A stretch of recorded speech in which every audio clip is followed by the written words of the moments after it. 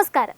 ഇസ്രായേലിന്റെ സുരക്ഷാ താൽപര്യങ്ങൾ മുൻനിർത്തി ഇറാനെതിരെ യുദ്ധകാഹളം മുഴക്കിയ അമേരിക്കൻ പ്രസിഡന്റ് ഡൊണാൾഡ് ട്രംപിന്റെ നീക്കം പശ്ചിമേഷ്യയെ മാത്രമല്ല, ആഗോള രാഷ്ട്രീയ ക്രമത്തെ തന്നെയാണ് മാറ്റിമറിച്ചിരിക്കുന്നത്.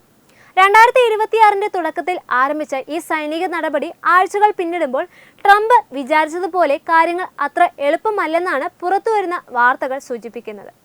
ലോകരാജ്യങ്ങളുടെ കൂട്ടുപിടിച്ച് ഇറാനെ ഒറ്റപ്പെടുത്താമെന്ന അമേരിക്കയുടെ കണക്കുകൂട്ടലുകൾ പിഴയ്ക്കുകയാണ് ചെയ്യുന്നത്. ഇപ്പോൾ ഇറാനെതിരെയുള്ള യുദ്ധത്തിൽ തങ്ങൾക്കൊപ്പം നിൽക്കുവാൻ നാറ്റോ സഖ്യകക്ഷികളും ഗൾഫ് രാജ്യങ്ങളോടും ട്രംപ് ആവർത്തിച്ച് ആവശ്യപ്പെട്ടിട്ടും ആരും സഹായത്തിന് എത്തുന്നില്ല എന്നത് ശ്രദ്ധേയമാണ്.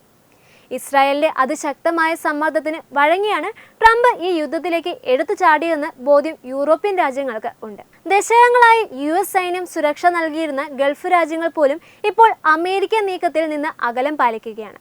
ഇറാനുമായുള്ള നേരിട്ടുള്ള സംഘർഷം തങ്ങളുടെ എണ്ണ സമ്പത്തിനെയും സുരക്ഷയെയും ബാധിക്കുമെന്ന തിരിച്ചറിവിലാണ് സൗദി അറേബ്യയും UAEയും ഉൾപ്പെടെയുള്ള രാജ്യങ്ങൾ ഈ വിഷയത്തിൽ നിശബ്ദത പാലിക്കുന്നത്. ട്രംപിനെ ഏറ്റവും കൂടുതൽ പ്രതിരോധത്തിലാക്കുന്നത് റഷ്യയും ചൈനയും ഇറാന് പിന്നിൽ ഉറച്ചു നിൽക്കുന്നത് എന്നതാണ്. യുക്രൈൻ യുദ്ധകാലത്ത് ഇറാന്റെ സൈനിക സഹായം ലഭിച്ച റഷ്യ ഇപ്പോൾ പ്രതിസന്ധി ഘട്ടത്തിൽ ഇറാന് ആവശ്യമായ ഇന്റലിജൻസ് വിവരങ്ങളും അത്യാധുനിക പ്രതിരോധ സാമഗ്രികളും നൽകി സഹായിക്കുന്നുണ്ട്. ചൈനയാകട്ടെ ഇറാനുമായുള്ള സാമ്പത്തിക കരാറുകളിൽ കൂടുതൽ ശക്തമാവുകയും അമേരിക്കൻ ഉപരോധങ്ങളെ പരസ്യമായി അവഗണിച്ച് ഇറാന്റെ എണ്ണ ഇറക്കുമതിയിൽ തുടരുകയും ചെയ്യുന്നുണ്ട്.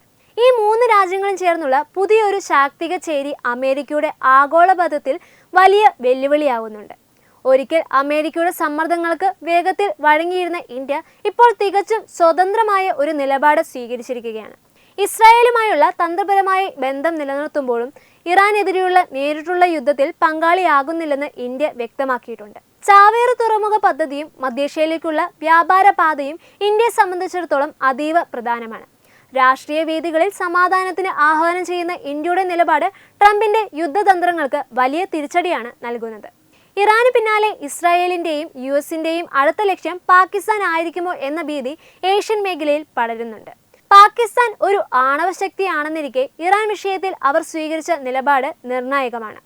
ഇറാനെ സൈനികമായി സഹായിക്കുവാൻ പാകിസ്ഥാൻ മുതിർന്നാൽ അവരെയും പ്രതിരോധത്തിലാക്കുവാൻ ഇസ്രായേൽ പദ്ധതിയിടുന്നുണ്ടെന്ന സൂചനകൾ അന്താരാഷ്ട്ര മാധ്യമങ്ങളിൽ റിപ്പോർട്ട് ചെയ്യുന്നുണ്ട്. ട്രംപിന്റെ അമേരിക്ക ഫസ്റ്റ് എന്ന നയം സഖ്യകക്ഷികൾക്ക് പോലും സംശയത്തിലാകുന്ന സാഹചര്യത്തിൽ ഈ യുദ്ധം അമേരിക്കയുടെ തന്നെ തകർച്ചയ്ക്ക് കാരണമാകുമോ എന്ന ചോദ്യമാണ് ഇപ്പോൾ ഉയരുന്നത്. ചുരുക്കത്തിൽ ലോകത്തെ രണ്ട് ചേരികളായി തിരിക്കാനാണ് ട്രംപ് ശ്രമിക്കുന്നതെങ്കിലും ഭൂരിഭാഗം രാജ്യങ്ങളും യുദ്ധത്തിൽ നിന്ന് വിട്ടുനിൽക്കാൻ ആഗ്രഹിക്കുകയാണ്. അമേരിക്കയുടെ സൈനിക കരുത്തിനേക്കാൾ നയതന്ത്ര പരാജയങ്ങളാണ് ഈ സംഘർഷത്തിൽ തെളിഞ്ഞു കാണാൻ കഴിയുന്നത്. ഇസ്രായേലിന്റെ വാക്കുകേട്ട് ഇറാനെതിരെ നടത്തിയ ഈ നീക്കം ട്രംപിന്റെ രാഷ്ട്രീയ ജീവിതത്തിലെ ഏറ്റവും വലിയ പരാജയമായി മാറാനാണ് സാധ്യതയെന്ന് രാഷ്ട്രീയ നിരീക്ഷകർ വിലയിരുത്തുന്നു. ന്യൂസ് ഡെസ്ക് തത്വമൈ TV.